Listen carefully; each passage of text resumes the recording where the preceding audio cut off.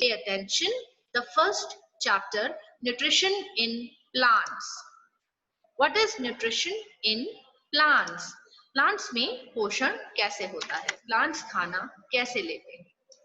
As you all know, हम सबको खाने की जरूरत है. Every living organisms need food to survive, to live, to do their daily course. You understand that? हम सबको खाने की जरूरत है एनर्जी के लिए, अपने रोज के काम करने के लिए, राइट? तो खाना कैसे आता है? We are talking about this. Nutrition in plants में हम plants कैसे nutrition लेते हैं, उनकी क्या क्या टाइप्स हो सकते हैं, क्या क्या फॉर्म्स है जिसमें वो न्यूट्रिशन लेते हैं, उसका प्रोसेस क्या क्या है, उससे रिलेटेड कंपोनेंट्स क्या क्या हैं, ये सब कुछ हम इस चैप्टर में पढ़ेंगे, right? So let's start. This is the first page of your book, of your first chapter. This is nutrition in plants. So as you all know, nutrition क्या है? पोषण. तो nutrition के component क्या हुए? Nutrients. What are nutrients? Carbohydrates, proteins, fats, vitamins and minerals. These are the components of food. ये खाने के part हैं. ये सारी चीजें हमारी body को चाहिए हैं. So these components in total are known as nutrients, and these are extremely essential for our body, as you know. हम इनके बगैर काम नहीं कर सकते. We cannot survive. Okay?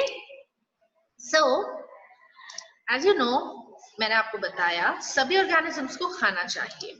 खाना कहाँ से लेते हैं हम? Either we take it from plants or we take it from animals, or both. Of course, few are veg, few are non-veg, few are totally non-veg. But again, if you are taking it from animals, that animal is eating some other animal which is eating plant. So this is a cycle. हम कहीं ना कहीं directly या indirectly plants पर dependent है, right? I hope I'm clear to you. देखिए, first thing nutrition. Nutrition के components हुए न्यूट्रिएंट्स, वो सारे कंपोनेंट्स जो हमारे शरीर को चाहिए है. Carbohydrates, proteins, fats, vitamins and minerals, right? One thing is clear with you. Second is हम खाना ले किस फॉर्म में रहे हैं, हम कैसे खाना हम तक पहुंच रहा है. क्योंकि बेटा प्लांट्स ही एक अकेले ऐसे ऑर्गेनिजम्स हैं which can make their own food in their own way, very simpler way. They use simpler substances to do that. But we humans or animals, even humans and animals, are not compatible or capable of that. वो कैसे करते हैं इसे? हम लोग या animals खाना या तो प्लांट से लेते हैं डायरेक्टली और indirectly. We are dependent on plants. Okay? So हम डायरेक्टली या इनडायरेक्टली प्लांट पर डिपेंडेंट हैं.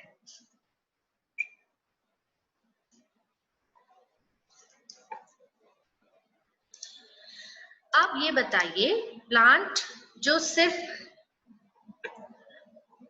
प्लांट्स अपना खाना खुद बनाते हैं, तो उनका न्यूट्रिशन मोड क्या है? कैसे लेते हैं वो खाना? वो खाना लेते हैं एनवायरनमेंट से, सराउंडिंग से, अपने कंपोनेंट्स लेते हैं और फिर खाना बनाते हैं. तो the exercise 1.1 on your screen, mode of nutrition in plants. Plants का न्यूट्रिशन लेने का तरीका होता क्या है? प्लांट्स अपना खाना बनाते हैं water, carbon dioxide and minerals से. As you can see here in this line, water, carbon dioxide and minerals. The raw materials are present in surrounding. जैसा कि मैंने आपको बताया, ये सब कुछ हमारे नेचर में, हमारे environment में present है. So water, carbon dioxide and minerals are the basic components plant use to prepare food. Now the nutrients enable living organisms to build their bodies, to grow, to repair damaged parts of their bodies and provide the energy to carry out life processes. As you can see in the second paragraph, nutrients क्यों जरूरी है living organisms के लिए? Because वो हमारी body को बनाते हैं, उसको grow करने में मदद करते हैं. मामा आपको कहते हैं ना कि दूध पीजिए आपकी बॉडी बनेगी, न्यूट्रिएंट्स लीजिए, फ्रूट्स खाइए, आप जल्दी बड़े हो जाएंगे। एंड इवन हमारी बॉडी में मैक्सिमम टाइम बेटा अंदर अंदर ऐसी बहुत से डैमेज होते रहते हैं जो हमें पता भी नहीं होते, बट हमारा अच्छा खाना, हमारे प्रॉपर न्यूट्रिएंट्स उन सेल्स को सपोर्ट करते हैं और वो डैमेज अपने आप रिपेयर हो जाता है विदाउट नोइंग। अननोइंगली वो अंदर हो रहा है, you don't know that, right? तो ये न्यूट्रिएंट्स क्यों इंपॉर्टेंट है? Let's recall it again. To build our bodies, to grow, to repair damaged part of their bodies, and very importantly, to provide the energy. हमें जिंदगी के रोजमर्रा के सारे काम करने के लिए ये बहुत जरूरी है। अब न्यूट्रिशन जो है वो कौन सा मोड हुआ? इस सब के बाद आपको क्या समझ आया? न्यूट्रिशन वो मोड है खाने का जो एक ऑर्गेनिज्म यूज करता है खुद को न्यूट्रिएंट्स पहुंचाने के लिए, राइट? न्यूट्रिशन कौन सा मोड है खाने का? जो कोई भी लिविंग ऑर्गेनिज्म यूज करता है खुद को खाना पहुंचाने के लिए। तो वो ऑर्गेनिजम्स जो अपना खाना खुद बना लेते हैं वो क्या कहलाएंगे? Autotrophs. Autotroph is a combination of two words, autotroph. Auto मतलब सेल्फ, ट्रोफिक मतलब नरिशमेंट। नरिशमेंट का मतलब होता है पोषण, खुद को पोषण देना। तो ऑटो का क्या मतलब हुआ? सेल्फ नरिशमेंट, खुद को खुद खाना देना। तो प्लांट्स का वो मोड होता है वो खुद के लिए खुद खाना बनाते हैं, right? Pawan, Krishna, whatever your question is, I'll be answering you lately. अभी आप अपना हैंड नीचे करिए प्लीज। सो आप ऑटोट्रोफ क्या होते हैं? जो खुद के लिए खुद खाना बनाते हैं। अच्छा, एनिमल्स और बाकी ऑर्गेनिजम्स जो हैं, as you can see here, animals and other organisms,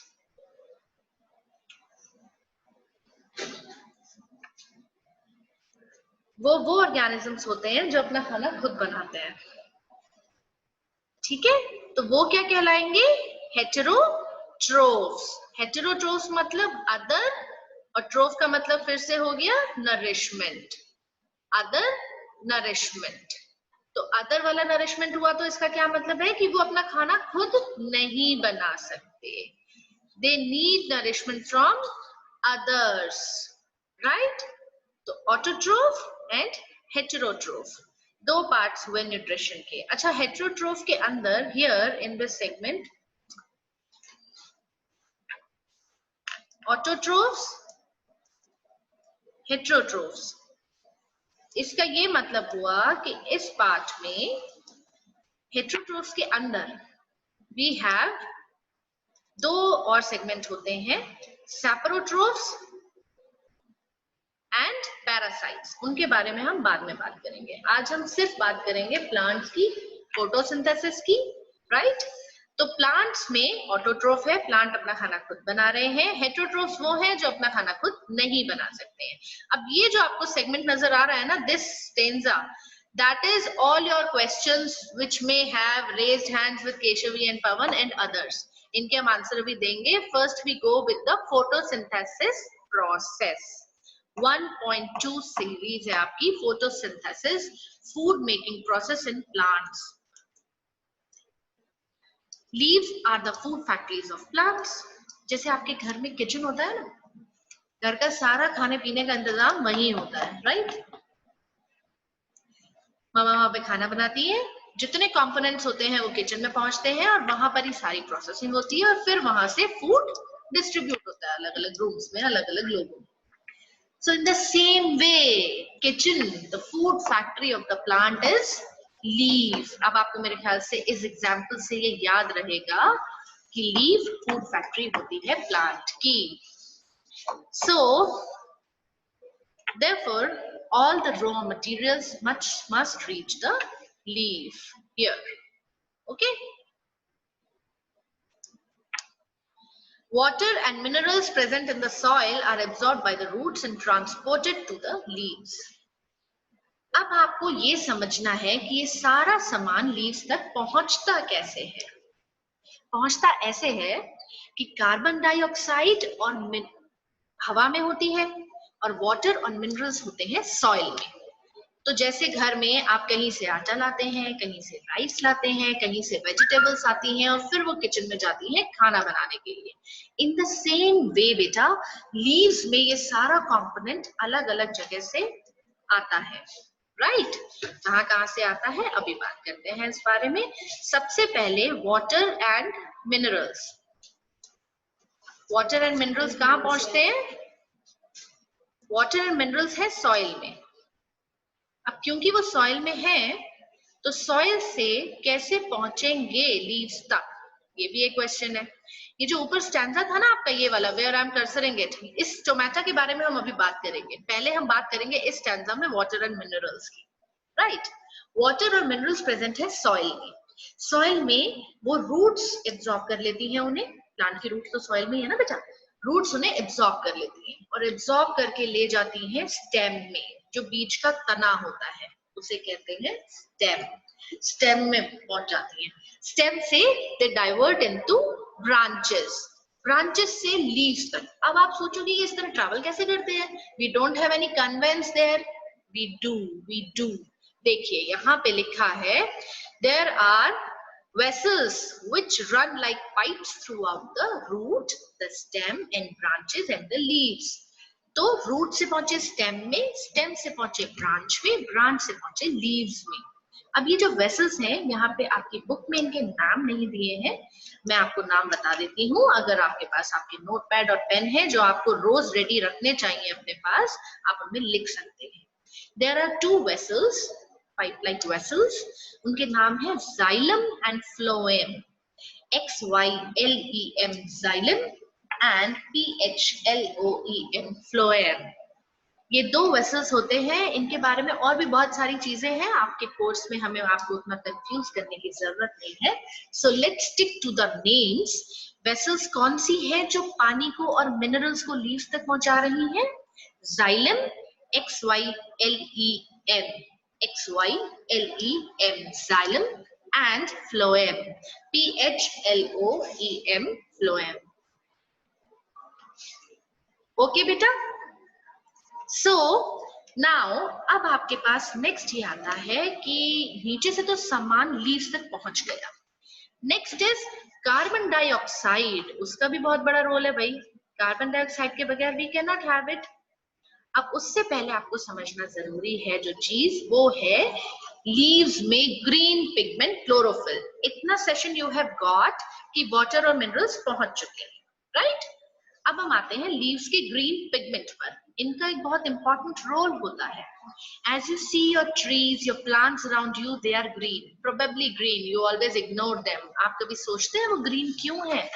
They are green because of the presence of green pigment chlorophyll. Chlorophyll की प्रेजेंस ही लीव्स को ग्रीन एग्जिबिशन देती है। They feel they look like green because they have chlorophyll. अब chlorophyll का एक बहुत ही particular and important role है photosynthesis में। देखिए, क्लोरोफिल ही वो पिगमेंट है जो सनलाइट को कैप्चर करता है, पकड़ सकता है, अपने अंदर रख सकता है। समझे आप? तो अगर क्लोरोफिल ना हो तो सनलाइट को नहीं यूज कर सकते, और अगर सनलाइट की एनर्जी यूज नहीं करेंगे तो फोटोसिंथेसिस एकम्प्लिश नहीं हो सकता। फोटोसिंथेसिस का प्रोसेस पूरा नहीं हो सकता, right? So chlorophyll captures the sunlight. The energy is used to synthesize or prepare. Synthesize का मतलब होता है prepare. The energy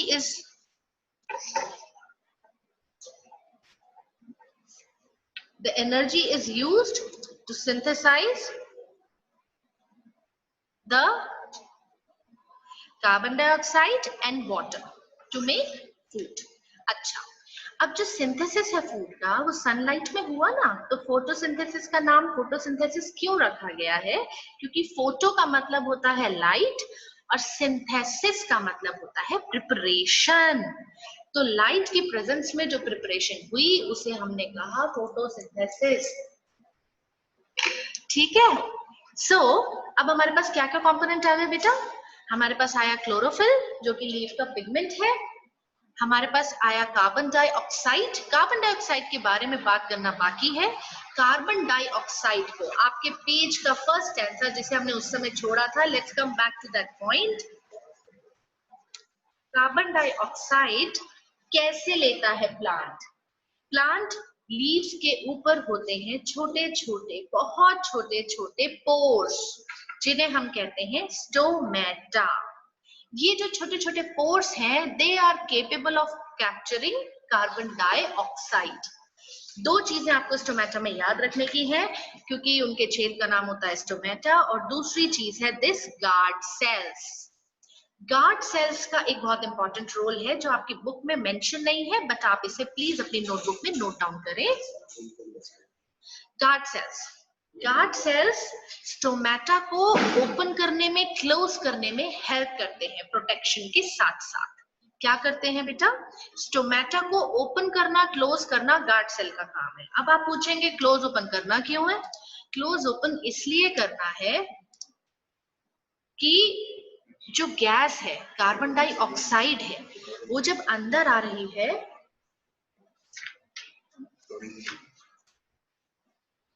carbon dioxide जब अंदर आ रही है तो स्टोमेटा खोला, कार्बन डाइऑक्साइड को कैप्चर किया, गार्ड सेल ने फिर से स्टोमेटा बंद कर दिया। Carbon dioxide is inside now. अब जब कार्बन डाइऑक्साइड अंदर है तो अब हमारे पास सारे कंपोनेंट आ गए। हमारे पास क्लोरोफिल आ गया, हमारे पास वाटर एंड मिनरल्स आ गए। रूट से कौन से वेसल्स थे? Which were the vessels? Vessels थे xylem and phloem. I hope आप सब ने लिख लिया है, right? तो अब हमारे पास कार्बन डाइऑक्साइड आ गया, वाटर आ गए, मिनरल्स आ गए, और हमारे पास क्लोरोफिल है जिसने लाइट को कैप्चर कर लिया। तो फोटोसिंथेसिस अब पूरा होने के लिए तैयार है। कैन यू एवर इमेजिन कि अगर लाइट नहीं होती तो क्या फोटोसिंथेसिस प्रोसेस किसी भी तरीके से पॉसिबल है?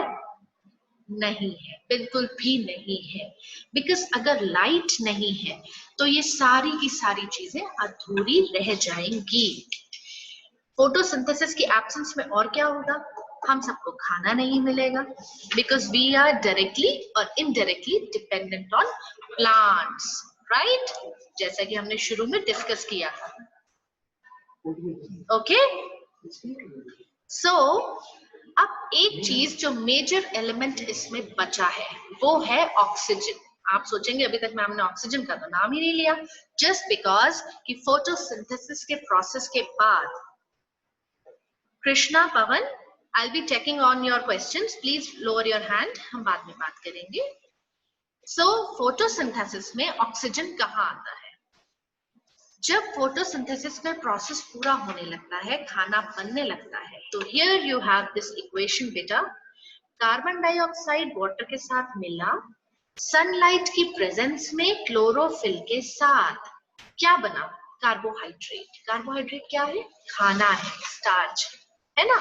और कार्बोहाइड्रेट के साथ क्या चीज रिलीज हुई? The most essential component to survive on this planet, oxygen. Oxygen release हुई। Do you understand? फिर से रिकॉल करें एक बार। कार्बोहाइड्रेट्स बने और साथ में ऑक्सीजन रिलीज हुई, और ऑक्सीजन बाहर कैसे निकली? बिल्कुल उसी स्टोमेटा से जिससे कार्बन डाइऑक्साइड अंदर आया था, राइट? तो here you have the pictures of chlorophyll, जो ग्रीन पिगमेंट होता है, बीच में पिगमेंट होता है, और बाहर बाहर ये गार्ड सेल्स होते हैं, राइट? सो गार्ड सेल्स हुए, और गार्ड सेल्स के बीच में छोटे छोटे छेद हैं जो स्टोमा है, आपकी बुक में दिए हुए हैं। और ये है आपका गार्ड सेल की अंदर की पिक्चर। ये बीच में ओपनिंग है जिससे गैसियस एक्सचेंज होता है, और ये देखिए, ये गार्ड सेल, ये स्टोमेटा। You understand? इसे आपको बहुत अच्छे से दोबारा से पढ़ना होगा। मैं अभी आपको पूरा का पूरा दोबारा से रिकॉल करा दूंगी। सो अब हम इस पिक्चर पे फिर से आते हैं, राइट?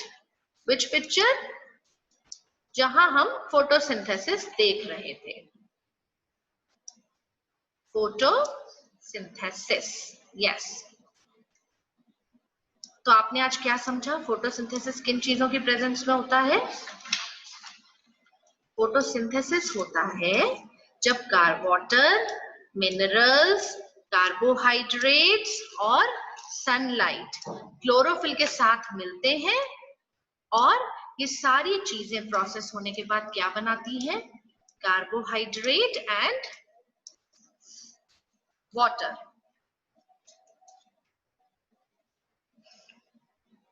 ठीक है, तो हमारा ग्रीन पिगमेंट यूज हुआ और खाना बन गया।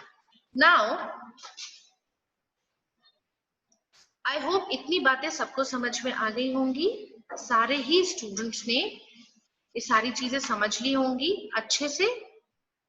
अगर आपको कहीं पे कोई इश्यू है तो आप अब मुझसे पूछ सकते हैं। Okay,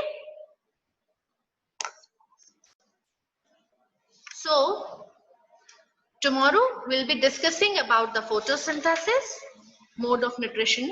Photosynthesis ko we'll be recalling again and mode of nutrition also. Okay, so what we did today, let's recall again in a short brief.